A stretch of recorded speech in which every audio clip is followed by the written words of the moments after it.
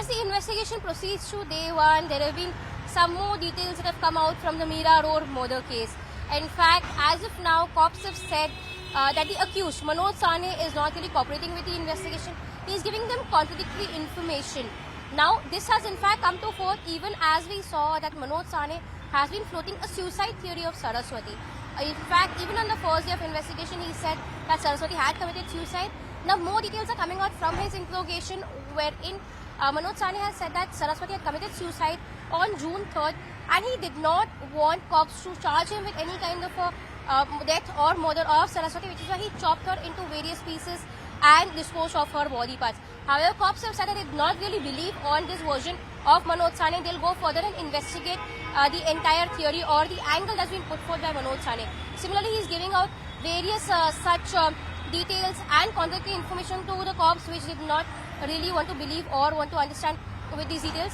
Now, in fact, what needs to be seen is that what really has come out from the remand copy. The remand copy, which has been accessed exclusively by us, states that cops had tried to get the custody of Manoj Sane on 3 grounds. These 3 grounds is that they want to recover the murder weapon. They want to find out how the murder took place. Because on the day when this murder was reported, cops reached the residence of Manoj and Saraswati. They found a blood-smeared tree cutter in their living room.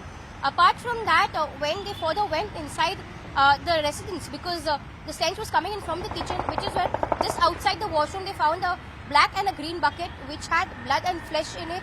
Apart from that, because the stench was coming in from the kitchen, one of the cooker was found. Cooker had a flesh of a human in there, and cops have also said that he tried to boil various body parts of Saraswati so that the no stench and be easy to dispose of. In his bedroom also, there were hair of Saraswati which were found. Now, all these details have been taken. The body parts which have been found have been taken. They've been sent to JJ for forensic examination.